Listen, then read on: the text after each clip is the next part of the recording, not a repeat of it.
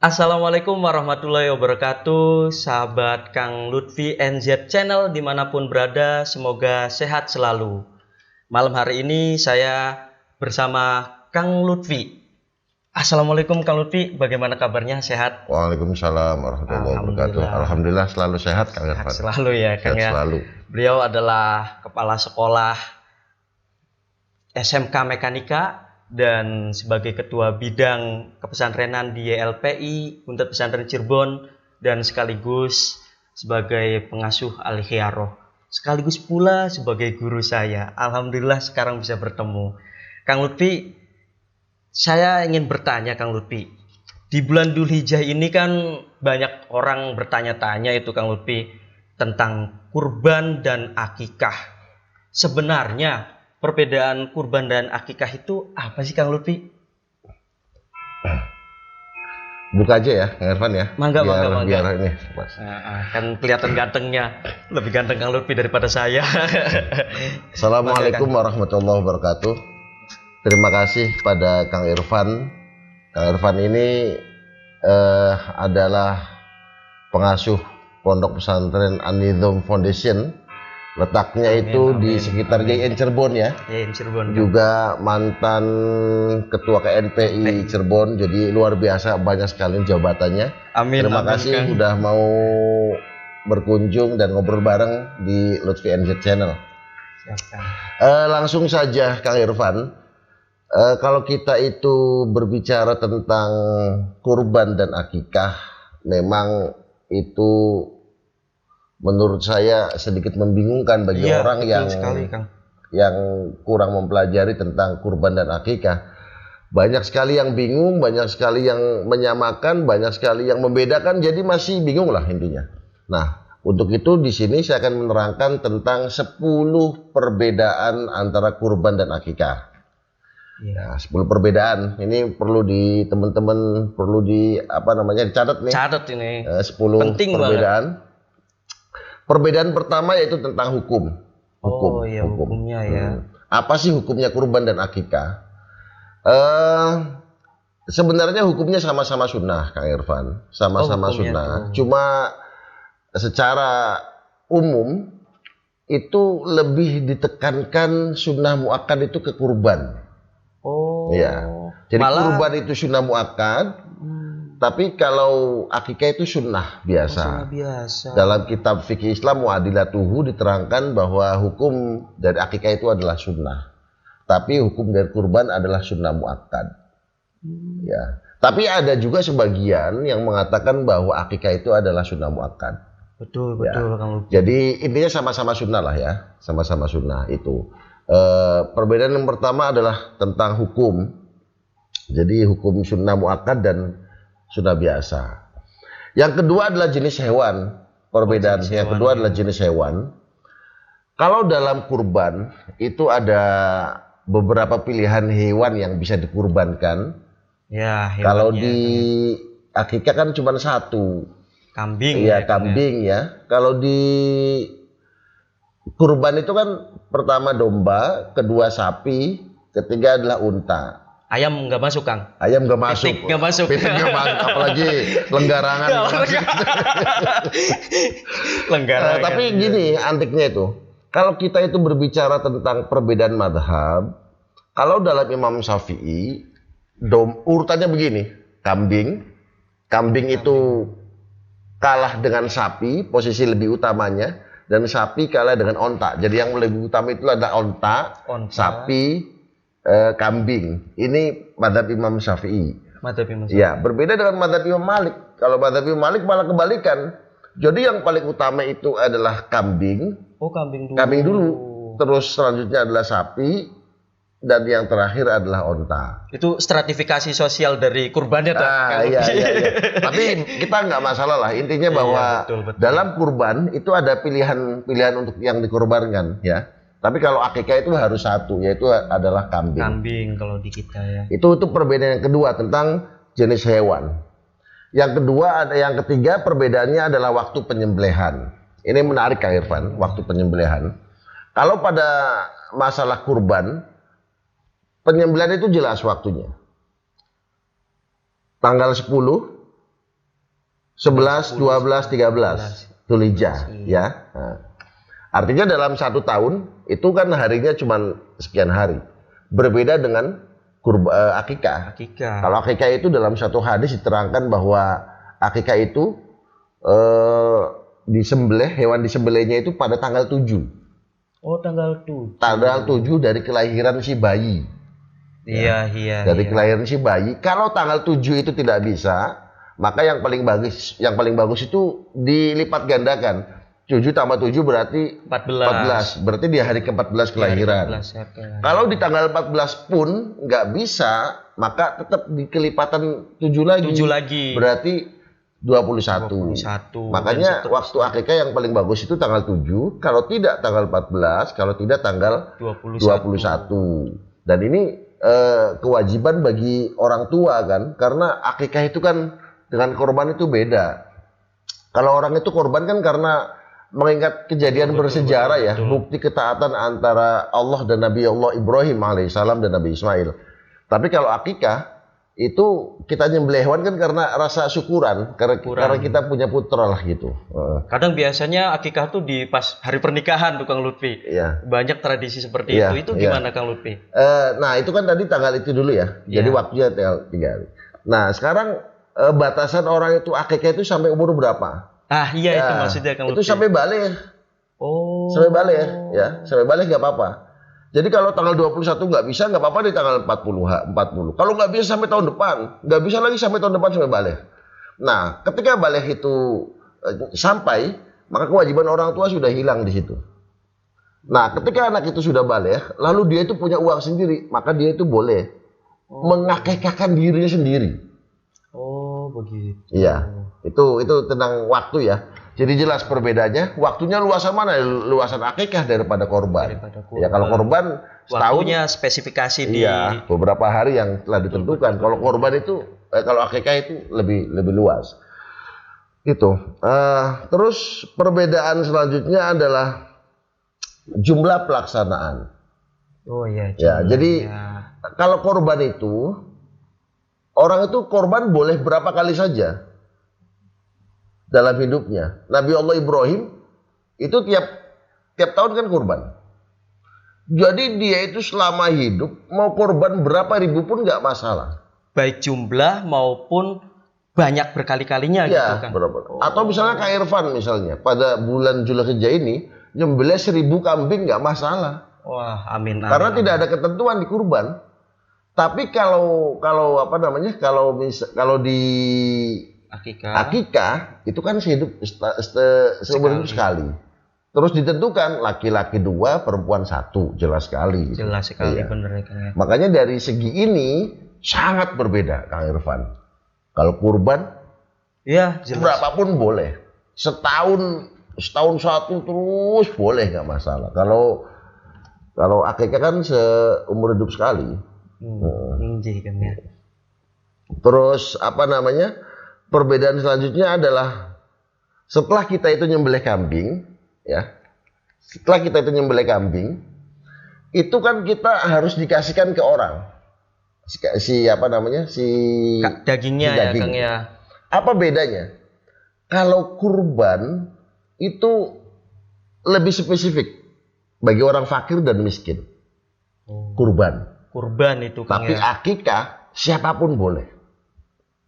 Yang penting orang lain, Kang. Yang penting dikasihkan lah gitu, orang lain. Ya. Artinya kalau kurban itu udah orang lain, jelas yang fakir dan miskin. Miskin. Kalau akikah buat siapa saja, lebih luas jangkauannya. Itu dari segi orang yang terima akikah atau kurban. Terus dagingnya pun beda, Kang Irfan. Oh. Ya, kalau kurban itu dagingnya bagusnya menteh, dikasih ke orang. Baiknya ya, Kang ya. Kalau akikah kan bagusnya udah mateng. Udah dibikin di bistik, udah dibikin apa namanya? Diwadahi kandet ya, Kang. Iya, sampai ngeri-ngeri gitu Kang wadahnya, bungkusnya. Jadi dagingnya itu harus mateng kalau yang akikah, tapi kalau yang kurban kan bagusnya menteh gitu tuh. Oh, berarti beda banget ya, Kang. Iya, beda banget. Apa namanya? Jelas ini kan perbedaannya sangat mencolok Kang Irfan antara kurban dan akikah. Makanya antara persamaan dan perbedaan itu jauh lebih banyak perbedaan. Jauh lebih banyak perbedaan. Tadi dari segi tujuan, dari segi apapun juga beda. Nah, yang lebih menarik lagi nih Kang Irfan, itu bagi orang yang nyembelihnya. Oh, yang nyembelihnya. Iya. Kalau misalnya nyembelih kurban, itu orang yang nyembelihnya nggak boleh minta upah. Waduh. Terus dari mana? Tapi kalau misalnya akikah, maka orang yang nyembelih kambing akikahnya itu punya hak untuk minta upah. Oh, nah itu ingat teman-teman. Biasanya kalau pas lebaran haji tuh Kang, yang nyembelih dep-depan dikit Kang. Isu ndas dikit, isu nano dikit tuh Kang. Itu jadi, yang jadi ngasih upah bagi yang nyembelih kurban itu dari kulit misalnya. Kulit kurbannya kan dijual terus buat ngasih ke yang nyembelihnya gitu. Tapi bukan berupa upah ya. Artinya nggak nerima upah nggak boleh minta upah gitu tuh. Upahnya dari situ nantinya. Kalau di akikah orang itu jelas boleh minta upah. Iya benar. Ya gitu. Jadi selanjutnya begini Kang Irfan, tentang dalil akikah dan dalil Quran. Kurban ya. Dua-duanya mempunyai dalil yang kuat, baik di Quran maupun di hadis. Ya. Kalau dalil kurban itu kan jelas sekali, itu terdapat dalam surat Al-Hajj ayat 34 diantaranya. Terus ada lagi surat Al-Kautsar, inna a'tainakal kautsar fasholli li rabbika wanhar, itu kan di situ juga tentang kurban. Terus tentang akikah juga banyak sekali hadisnya yang mengatakan bahwa Nabi Muhammad itu ketika Hasan Husain lahir maka nyembelih kambing. Terus ada lagi riwayat dari Siti Aisyah bahwa Rasulullah itu menganjurkan nyembelih kambing di tanggal yang ke-7 dan macam-macam. Kita nggak perlu bahas lah kalau tentang dalil, karena insya Allah pasti kuat ya Kang ya. Dua-duanya kuat, dua-duanya sahih dan dua-duanya tidak bisa terbantahkan. Nah, setelah kita tahu nih Kang perbedaannya kurban dan akikah, lalu kalau kurban dan akikah itu lebih baik mana sih Kang yang didahulukan? Apakah kurban dulu atau akikah dulu tuh Kang? Misalkan saya punya kambingnya cuma satu nih, kurbanin dulu atau diakikahin dulu Kang? Nah ini menarik banget ini Kang Irfan. Itu yang kadang biasanya bingung tuh Kang. Apalagi sudah memasuki bulan Dzulhijjah seperti sekarang ini ya. Dia itu punya kambing satu bingung nih, mau kurban apa akikah dulu? Iya. Nah gini ya, misalnya ada pertanyaan, bagus mana antara akikah dan kurban? Kita lihat suasananya dulu, kondisi waktunya. Kalau punya kambingnya itu mendekati bulan Dzulhijjah, maka kurban dulu. Iya. Lebih baik kurban dulu Kang ya. Walaupun dia saat itu belum akikah. Kan? Iya. Kalau misalnya waktu punya kambingnya itu jauh ya. Misalnya 10 bulan lagi baru bulan haji, maka akikah dulu. Jadi kita lihat situasi saja. Ya. Atau bila perlu sekalian satu kambing dua niat, kira-kira boleh gak nih? Iya, boleh nggak ya Kang ya kalau misalkan niatnya disatukan gitu loh Kang? Jadi satu kambing niatnya buat kurban. Punya kambing terus niatnya ya sekalian kayak kurban gitu loh Kang. Tadi kan bedanya kelihatan. Kalau jumhur ulama nggak boleh. Jumhur ulama itu nggak boleh, tapi ada salah seorang ulama besar yang membolehkan. Jadi niatnya itu satu kambing, saya niat akikah. Setelah niat akikah, saya niat kurban. Iya. Nanti pahalanya juga dapat 2. Siapa imam tadi? Itu adalah Imam Romli namanya. Imam Romli. Imam Romli itu adalah seorang ulama Syafi'i, ya, bermadzhab Syafi'i.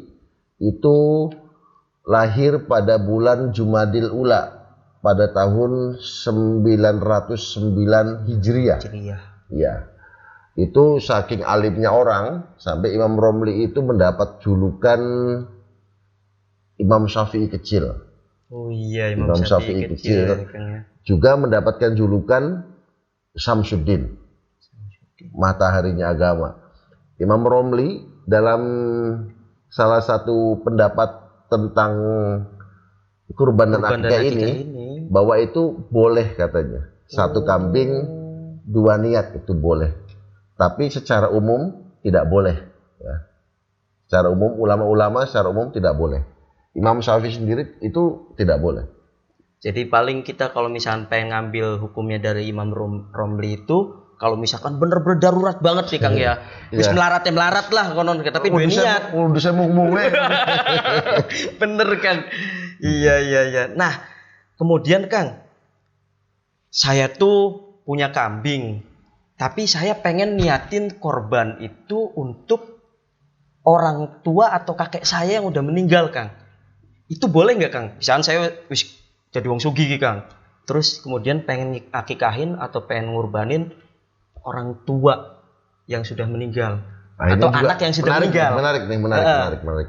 Anaknya misalkan meninggal, saya punya anak, terus anaknya meninggal, kalian dulu diakikahi tekah, terus akhirnya diakikahin, itu boleh nggak Kang? Jadi gini, itu juga menjadi pembeda antara kurban dan akikah. Oh. Kalau mengakekahin orang yang sudah meninggal, itu nggak boleh jelas. Oh, nggak boleh. Akikah itu bagi orang hidup Kang Irfan, nggak boleh bagi orang mati. Kalau akikah ya. Kan soalnya kan tadi Kang 7 hari kemudian, pas itu nanti jebul anaknya meninggal. Nggak bisa. Akikah itu nggak bisa buat orang meninggal. Iya. Berbeda dengan kurban. Kalau kurban itu ada yang bilang bisa, dengan catatan orang yang meninggal itu wasiat. Kalau dia mati, dia minta dikurbanin. Iya. Misalnya ada orang mati, dan sebelum mati dia bilang kalau saya mati tolong dikorbanin. Maka korban orang yang meninggal itu boleh. Tapi kalau tidak ada wasiat itu tidak boleh. Oh. Ini yang ini yang kuat lagi. Tapi kalau kita itu ikut kepada pendapat Imam Ibnu Taimiyah, tanpa wasiat pun boleh. Iya. Berarti kayak kita niatkan sodako untuk orang tersebut atau bagaimana itu? Ya, pokoknya Ibnu Taimiyah itu boleh. Jadi ngurbanin orang meninggal itu boleh. Paham. Artinya begini, memberikan kurban kepada orang mati, ini ada dua pendapat lah ya. Ada yang bilang bisa, ada yang bilang tidak bisa. Ada yang bilang bisa dengan beberapa syarat. Tapi kalau dalam masalah akikah itu nggak bisa udah. Ya, ini kan perbedaannya. Iya, betul. Perbedaan antara kurban dan akikah.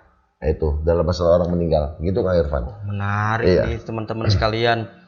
Jadi biar tidak bingung antara kurban dan akikah, maka tadi dijelaskan banyak banget oleh Kang Lutfi, sangat jelas. Saya kira wah jelas banget, dan ini banyak sekali pertanyaan-pertanyaan yang disampaikan oleh masyarakat awam. Maka saya datang ke sini, ketemu Kang Lutfi dan ditanyakan langsung ke Kang Lutfi. Hebat banget Kang Lutfi ini, sekaligus beliau sebagai pengasuh pondok pesantren, beliau juga sebagai kepala sekolah di SMK Mekanika ya Kang ya, makin keren saja ini.